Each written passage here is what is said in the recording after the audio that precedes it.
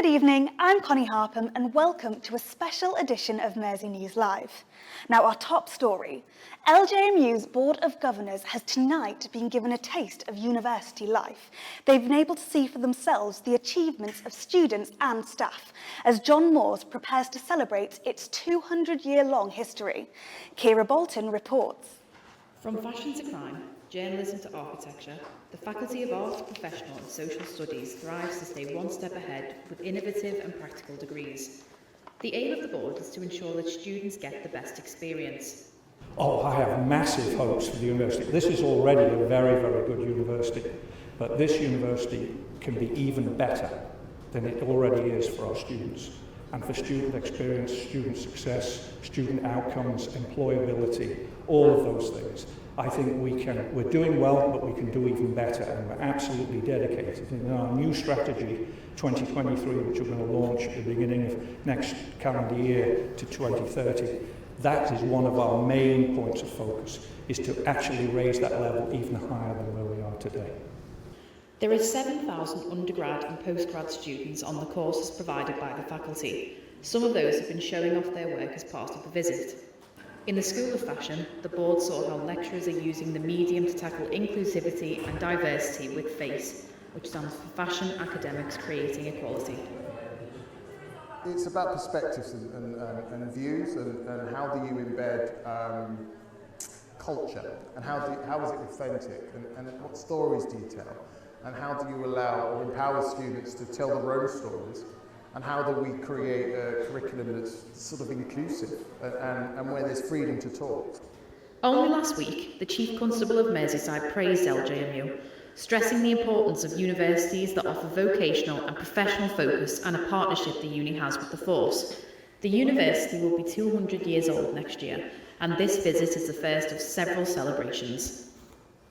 We've got a really proud heritage, and I'm really proud to work for Liverpool John Moores, and genuinely I am. You can tell by the accent I'm from the city region, but more than that, I'm proud of the work that the university has done as a former polytechnic in terms of developing skills and the talent pipeline and power and innovation across the city region for nearly 200 years, and that's what we're celebrating this year. So watch this space as the university begins its countdown to 2023. Kira Bolton, Mersey News Live. Now, Merseyside's Chief Constable has challenged repeated calls for back to basics policing. In her second annual lecture at Liverpool John Moores University, Serena Kennedy said new types of crime and diverse communities mean old ways just don't work. Matt Markey has more. Merseyside Police Chief Constable Serena Kennedy delivered her annual lecture at Liverpool John Moores University last Thursday. The Chief Constable was joined by her deputy, Ian Critchley, and Merseyside Police and Crime Commissioner Emily Spurrell, as well as officers from neighbouring forces who had gathered to listen to her explain why a back-to-basics approach no longer meets modern challenges faced by the police. Yeah, I mean, the HMI, Andy Cook, is using the phrase back to basics, and the reason he's using that phrase is he's saying that, communities don't understand anymore kind of what the mission of policing is. So I understand why he makes it. The bit that Andy and I do agree on is that policing has to deliver excellence in the basics, and that's the phrase that I prefer. The reason I don't like the phrase back to basics is I don't think it explains or helps the community understand the challenges and the complexity of what policing is dealing with. So to answer your question in relation to is it frustrating? Yes, it can be frustrating, which is probably one of the reasons why I'm doing the lecture tonight, because what I want to say is our communities absolutely should get excellence in the basics, but policing has got to take responsibility for explaining to our communities what we are dealing with. Serena Kennedy's first year as Merseyside's first female Chief Constable has been filled with challenges. In the last year, Liverpool has been shaken by a number of high-profile incidents, such as a terrorist attack outside the Women's Hospital, the murder of 12-year-old Ava White in a city centre stabbing, and the shooting of 9-year-old Olivia Pratt-Corbell. While tackling major crime remains a top priority, the Chief Constable assured the public that her officers remain at the front line of safeguarding the vulnerable, following a decade that has seen a 791% increase in regional domestic abuse offences. Have we had to restructure the way in which Merseyside Police we deliver our services? Yes, we absolutely have. You know, our investment has to be into our teams around protecting vulnerable people to deal with those crimes that didn't used to kind of be reported to us, and likewise for fraud and cybercrime. Deputy Chief Constable Ian Critchley echoed the force's commitment to protecting those in need. There is a challenge there, but I must give confidence to victims that please ring us, please contact us, don't suffer in silence. There will be an immediate emergency response when we are needed. The Chief Constable rounded off her lecture by describing the pride she has in Merseyside's police force. I am proud of the work that is being done in Merseyside, focusing on inclusion to improve the trust and confidence of all of our communities in Merseyside Police, but also of our own staff. Matthew Markey, Mersey News Live. Meanwhile, police are continuing to appeal for witnesses to a shooting on the Wirral at the weekend. A 21-year-old was hit in the leg in the incident in Woodchurch. He's said to be in a serious but stable condition. Now, parents are being urged to look out for the signs of strep A. The warning comes as a 4-year-old girl remains in Liverpool's Alderhay Hospital being treated for the rare infection. Now then, if you shout walkies and wave a lead around at Spot the Dog, you are unlikely to get a response. That's because Liverpool John Moore's recent investment is a robo-hound designed to map its environment, sense and avoid obstacles, climb stairs and open doors, all without marking its territory. Rachel Cohen followed this lead for us.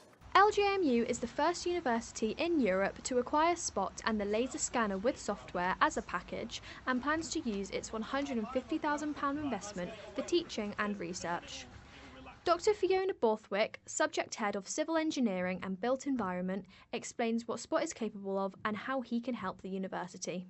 If there was like a structural issue on a building, you could put Spot in, you could control him, he could take scans to see the damage, you could look at the aspect from a thermal camera from building services, energy efficient, those sort of aspects, if there's any leakages of gases, the nuclear side of things. So there's a lot of potential with Spot. That's why we're really pleased that, you know, we've got him within the school and the faculty.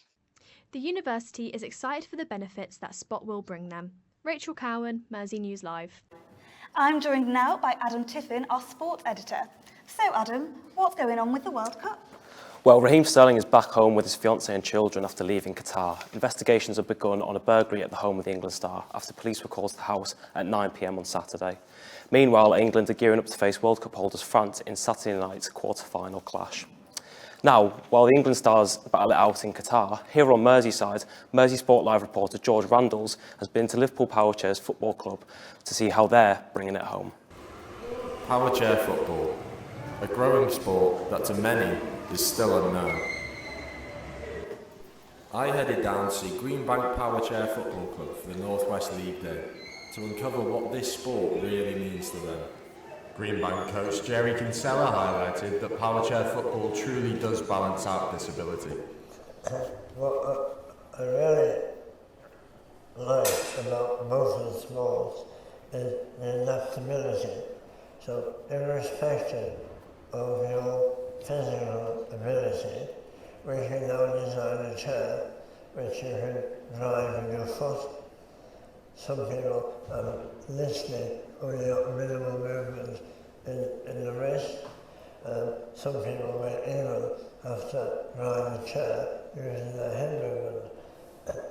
But once you're able to control the chair, you're on equal footing with more or less anyone else in that chair. And then it's time to you, as an athlete, to be able to read and react accordingly. But it equalises disability. The community feel at the club was of clear importance, as Sally and Jordan, who play for the B team, explained. Yeah, it's the people in the club as well, yeah. Team, yeah. Because they're all like similar to you as well, so it's easy to connect with. By the end of play, Greenbank A had won both of their fixtures, with Greenbank B having one win and one loss to their name. Liam, who's the A-side's most regular captain, found the games more challenging than he first expected. we knew the teams would be a bit easier, but they were actually a bit of a challenge. So, but we managed to do it. You know, we scored quite a few goals. So considering who we were playing, it was when we realised when we were playing, they were quite good. So we scored quite a few, which is good against a good team. So we played actually our other team, like because Greenbank was 2 teams, so we played our lower team, and yeah, got a few goals and assists, and we played well. That capped off a day of great success at Greenbank Sports Academy. Power chair football really has become a cornerstone in this part of Merseyside. George Randalls, Mersey Sport Live. Paddy the Baddy Pimblett will compete in the co-main event of UFC 282 on Saturday night in Las Vegas. Despite only being 3 fights into his UFC career, the Liverpool-based fighter has said that he's the biggest star in the promotion and he's going to blow the roof off the T-Mobile Arena. So, Connie, that's it from the sport. Thanks, Adam. And that's it from Mersey News Live. For more on these stories, go to merseynewslive.com and follow us on Twitter at Mersey News Live. Good night. Good night.